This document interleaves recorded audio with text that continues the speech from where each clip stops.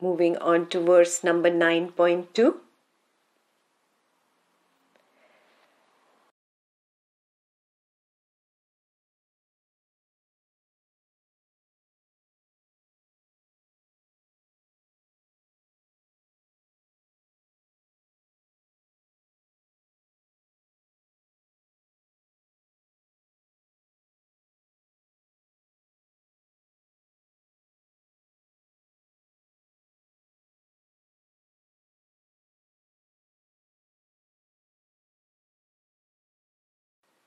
So first let's become clear about the pot. An earthen pot is made of earth.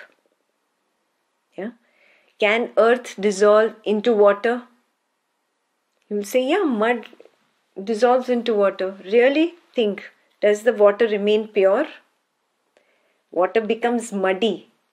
So the earth does not completely become one with water. It does not dissolve into water. It makes the water muddy. Yeah, so earth does not dissolve into water. What about fire? Fire will only burn it, turn it black, char it. Yeah? It does not dissolve into fire. What about air? Air can just displace earth from here to there, from here to there, but the earth remains. Yeah? Air can only displace the earth. It cannot dissolve earth. It cannot eat up earth. And what about space? Can space dissolve earth? No. Is there any other element that you know that is remaining?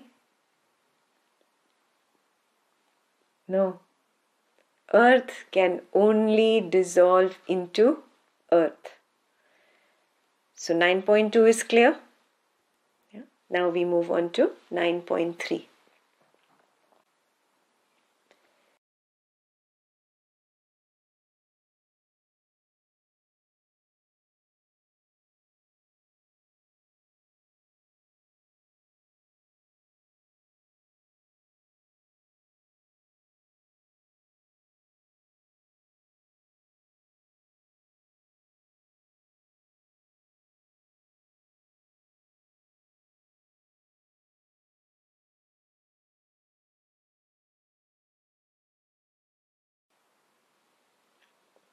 Yeah. So just like the earthen pot can only dissolve back into the earth. What does that mean? It has to be of the same material to bring about dissolution. So if I see that, oh, the idea of sight dissolved, the idea of sound dissolved, the idea of taste dissolved, the idea of smell dissolved, the idea of touch dissolved. Are these made of 5 different things? 5 different materials? Oh no, they are all ideas. Ideas dissolved into thought. Thought dissolved into nothingness. They are all made of the same material. That nothingness can be called consciousness, can be called awareness, can be called knowingness. The word doesn't matter. Yeah? Everything is made of that same thing. That is why it all dissolves into that. Yeah? So whatever your sticky attachment is, now you look, this family member, maybe he blames and shouts at you, he criticizes you, he says things to you, and that is where you get caught up, that is where you get consumed. Look carefully. The sound of this family member, words are nothing but sound, criticism is nothing but sound. The sound of this family member dissolved into an idea. And that idea dissolved into nothingness, or into knowledge, or into consciousness. Then it must be made of knowledge or consciousness to begin with. That is where it has come out from. That is why it can go back to that only. Earth has come out from earth. The earthen pot has come out from earth. It cannot go back into water. It has to go back to earth only. So, if I can constantly see that his words become ideas, ideas dissolve into this awareness, this nothingness, that is what it must be originally made of. Yeah. If lust arises in you, there's this sensation of wanting to be close to this person, this family member. Again, observe, isn't that touch only an idea? Only a thought? And didn't that idea, that thought dissolve into knowledge? That knowledge dissolved into nothingness? That is what it is originally made of.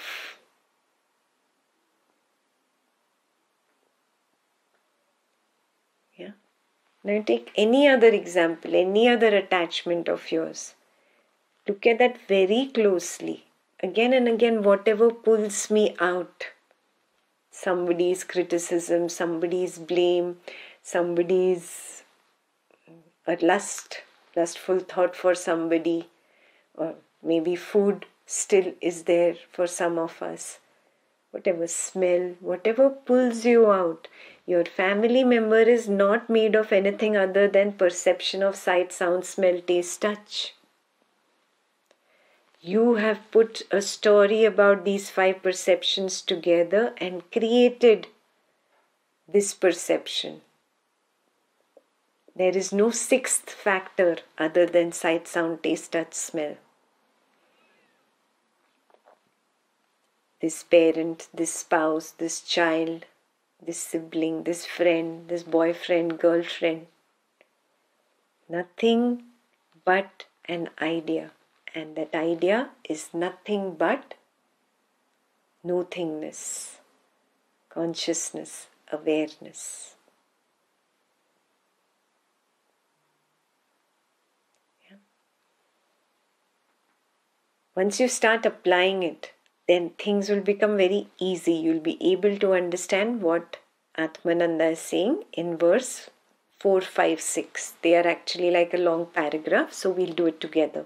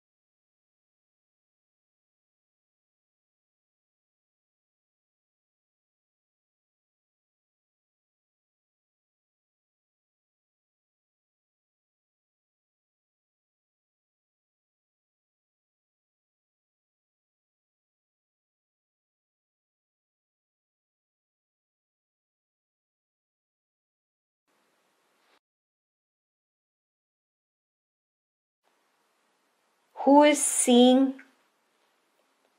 The dream character is seeing. The body-mind complex is seeing. Who is hearing? The dream character is hearing. The body-mind complex is hearing.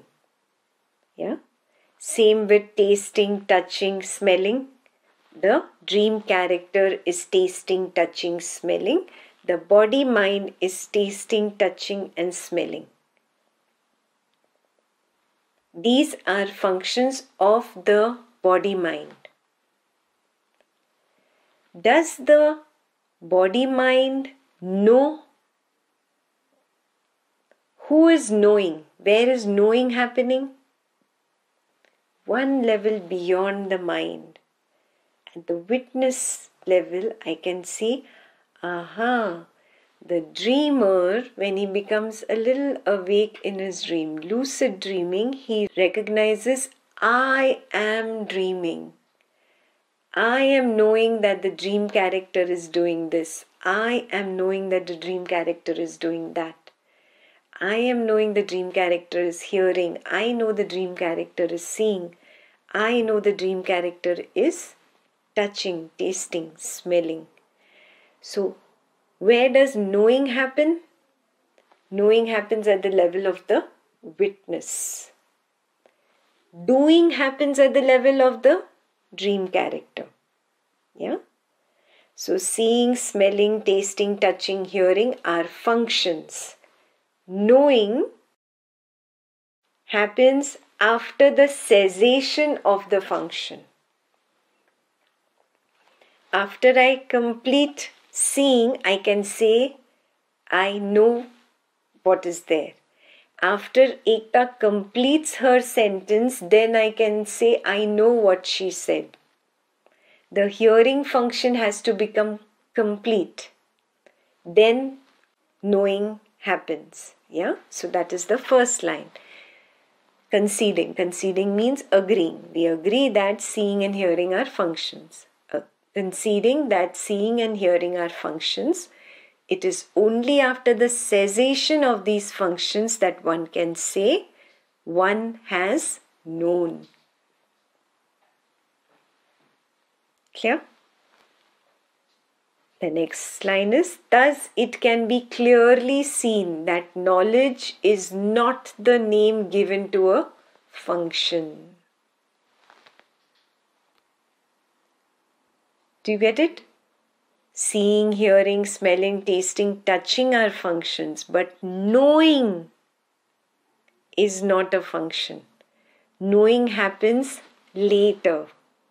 At the culmination of seeing, knowing happens. At the culmination of touching, knowing happens. At the culmination of hearing, knowing happens.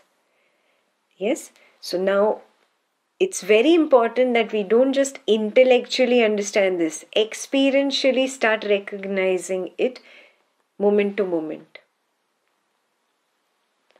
First, there is hearing happening. Hearing is happening at the body-mind level. Knowing happens at the culmination of the hearing. Yeah? So, knowing happens at the witness level. Knowing does not happen at the body-mind level. Again, we read these two verses together.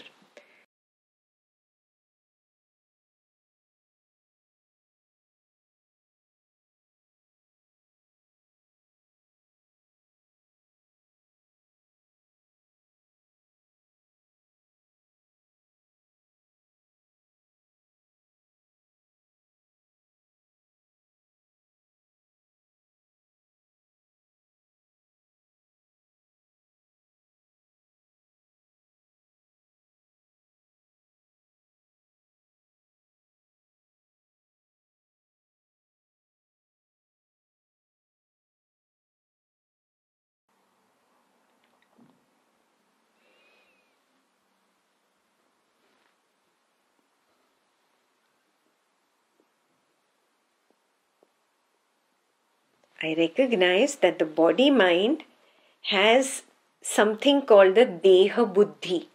Deha word means body, not just the physical body, but also the subtle body, which is the mind. Deha is the body and Buddhi is intelligence. So there is a body intelligence. The body-mind moves based on that body intelligence. It is like a program that has been fixed already, has been programmed already for this body-mind. That is why Ekta always speaks like this. That is why Ekta keeps using her hands to speak. That is why you hear the same voice coming out in the same style. That is why you see the body-mind behave in the same style. Yes, it works automatically according to Deha Buddhi.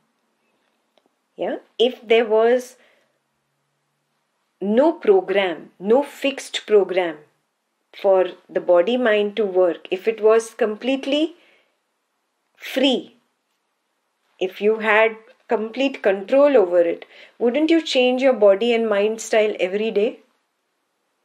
You get bored about the way you walk, the way you talk, the way you speak, the way you say things. Yeah? You would change everything. So recognize, no, I don't have control at all on this piece. That which I called I for so many years is really not mine. It is really not in my control. The body moves, then I know that the body moved.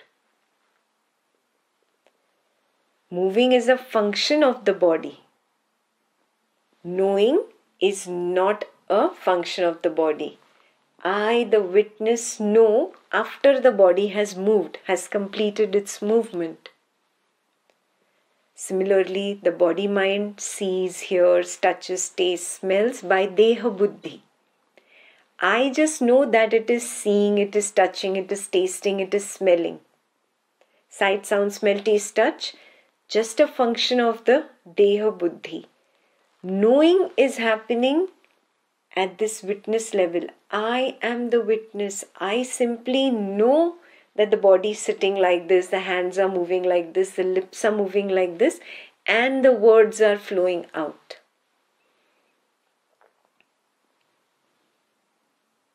I, the witness, knew after all this function completed. Yeah. Now, the difficult parts for an Advaitin is, what about speaking and thinking? I understand body moves and it looks like this, it behaves like this. The body mind speaks by deha buddhi. You feel that, oh, I need to be aware while speaking. What is the meaning of I need to be aware while speaking?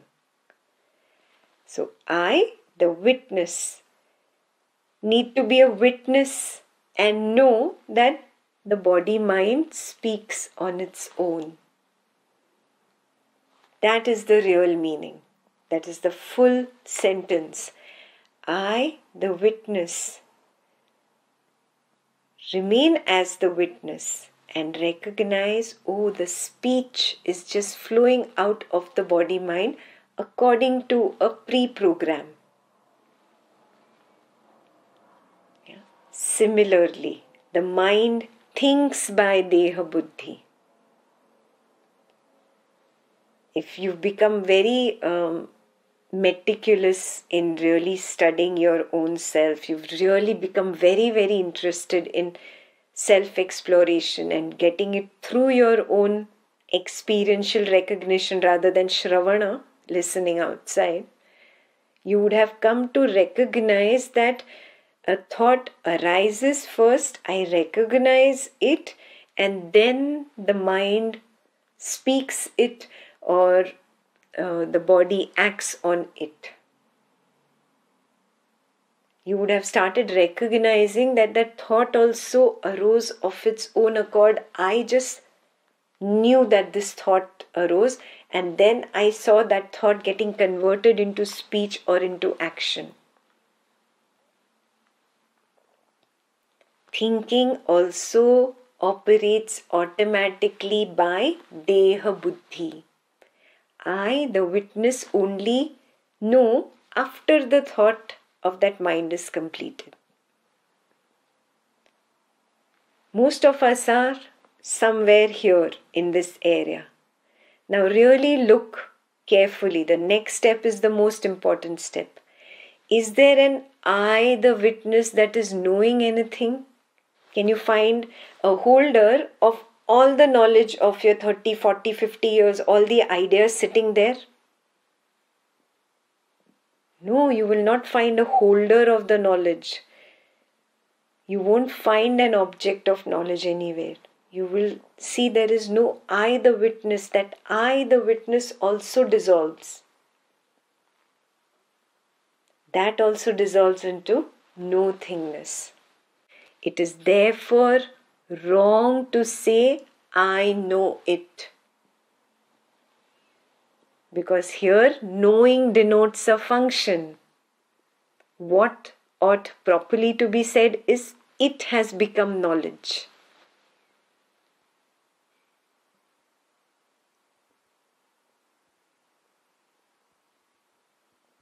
Are you seeing what I'm saying? Everything is simply knowledge. I could not even locate I, the knower. I, the knower, I, the witness, was also an idea, was also a thought, was also just a sense. And when you go looking for it, even that dissolves. Everything is simply knowledge. Everything. Everything arises out of knowledge. Everything plays in knowledge. Everything disappears into knowledge. In fact, everything is known by knowledge. So who's knowing if there is no I? Moment to moment from knowledge, the I, the witness, arises and disappears. Moment to moment, I, the knower, arises, disappears. This I, the witness, forgets it is I, the witness, and holds on to a thought and says, I am the mind. That thought objectifies as a sensation and says, I am the body. That objectifies into perception and says, I am a body in this world.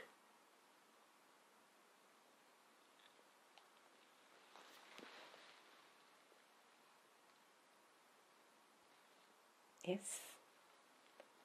That brings us to the last verse, 9.7.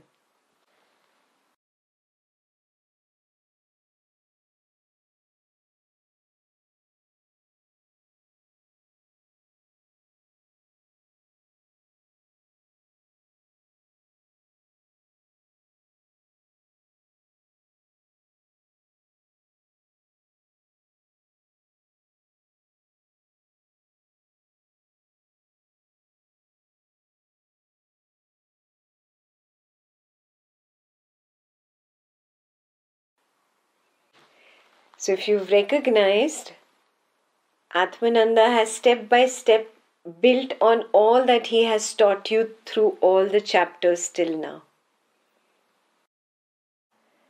And if you see it as a complete picture and work on the complete picture, then a complete attitude change will occur. Just 9 chapters are enough for this attitude change. So, number 1, again and again, see the now, the now, the now. Drop this living by memory which tells me or which dictates to me that, see, this whole story about this person is this. Then I'm living by memory, which is just holding on to the multiple experiences of the nows. Drop that and just see the now. Again and again, the now, the now. Not living by the thread of memory, living by the truth of the now, current experience. Then when you see the now, number 2, you will recognize it is transitory, it is momentary, it is constantly changing. What was there just a few minutes ago is not there now. It's completely changing. So not just my body, mind has changed right now. This other person, which is my attachment, doesn't matter attachment in the form of a craving or attachment in the form of an aversion. This person also has changed in the now. There's complete change in the now. So take the now at face value. When you start taking it at face value, you'll start seeing moment to moment, there is a change.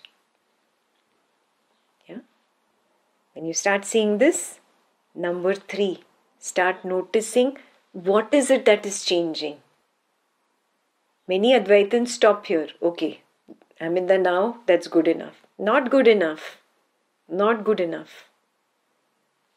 Number 3, what is changing? What is changing? What will you notice? Everything that is arising in the now is disappearing. Again it arises, again it disappears. All objects that arise, they disappear into knowledge. Knowledge disappears into consciousness or nothingness. You hug your beloved, the sensation of warmth and security appears, it disappears immediately. Observe the lust of the mind to want it more. In the next now, the mind hugs even tighter, wants even more security and warmth. Just become aware. Oh, see, this again disappeared into an idea. Idea disappeared into knowledge. Knowledge disappeared into consciousness or nothingness.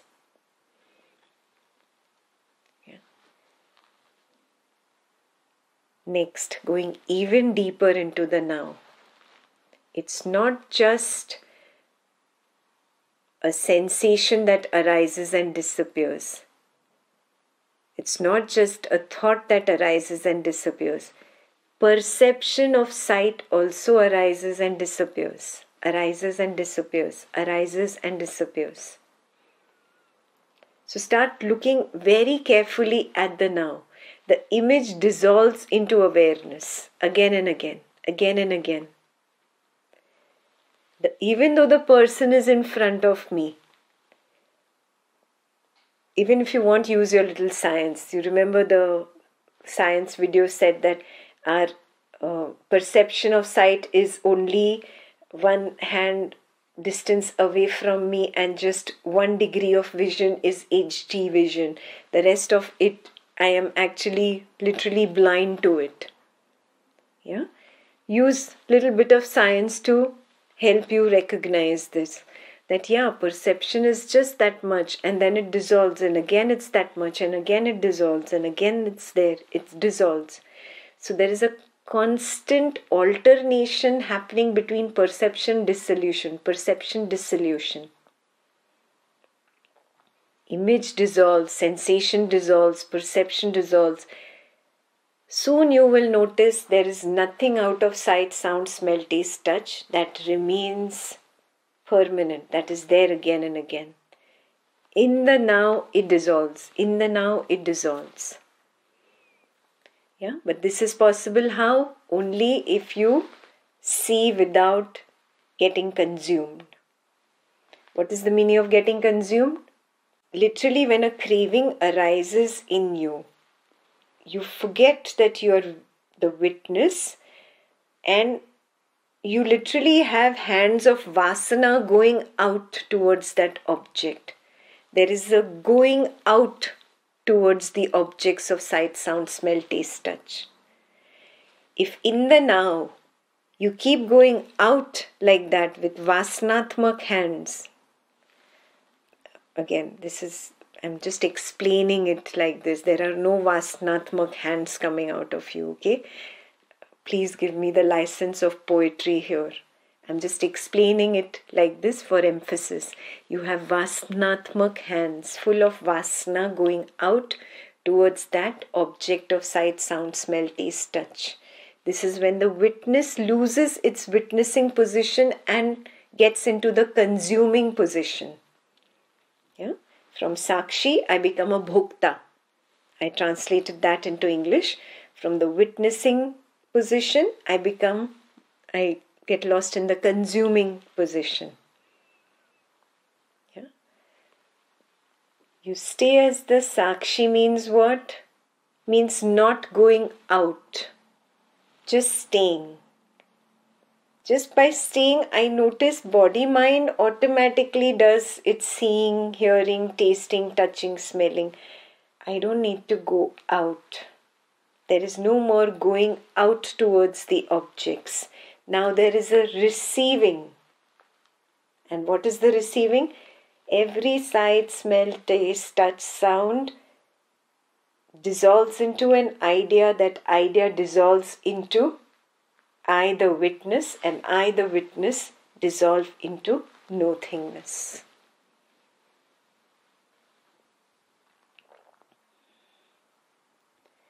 So only if you can be in the moment, be in the now, like this, without judging, without analyzing, without criticizing, without getting into the vasana, without going out, just staying here, then it is called seeing. This is the way it is described in the scriptures as the third eye opens up. There is no real third eye opening up here in the forehead. It's only, again, poetry, poetic license. This is the meaning of that I see without losing my sakshi position, witnessing position. Only if you see in silence will you be able to do those 3 points that I told you. Yeah? Number 1, the now. Recognize the now. Be in the now. 2, you'll start seeing the now changes moment to moment, moment to moment, moment to moment. 3, what is changing in the now? Whatever is arising in the now is disappearing into knowledge, knowledge into nothingness. It arises also out of there. Maybe I cannot see it, but at least I can see the disappearing. That's good enough. When you start seeing this moment to moment, you will notice your attachments start reducing, thinning down, thinning down.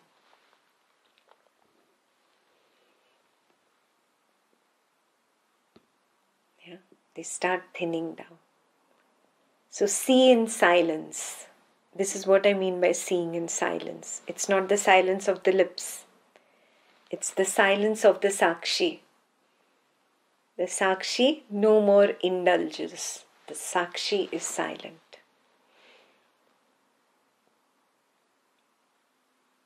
Now when you start seeing this in silence, you will actually understand what is the mechanism. Yeah? What is the mechanism? There is the gap between two thoughts. That is where the thought disappears. There is a gap between two perceptions. That is where the perception disappears. Everything is an idea which disappears into the gap. The mind cannot comprehend this. The mind cannot comprehend the gap. It labels it as time. Yeah? Mind cannot comprehend the gap between two thoughts. It labels the gap between two thoughts as time. But actually, that is where the thoughts dissolve. The mind cannot comprehend the gap between two perceptions. Yeah? Perceptions dissolve into the gap. But mind cannot comprehend that. Because mind is only perception. Mind is only thought. So because mind cannot comprehend the gap between two perceptions, it labels it as space. But actually you will be able to see it's just perceptions dissolving into this gap moment to moment to moment to moment to moment. Sight dissolves, sound dissolves, smell dissolves, taste dissolves, touch dissolves. So, this is your main homework for the week. Yeah. To recognize this mechanism, of course, you will have to dive into self-exploration.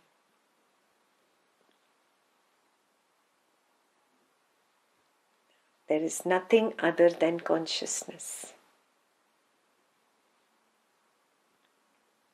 My spouse, my child, my parent, my attachment, everything is simply an idea in this virtual reality.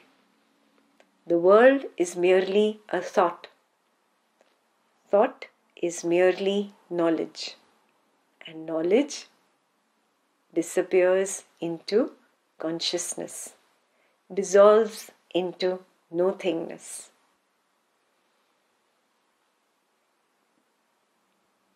Obviously, if it dissolves into nothingness, it must have arisen from there. Yeah. Explore, explore.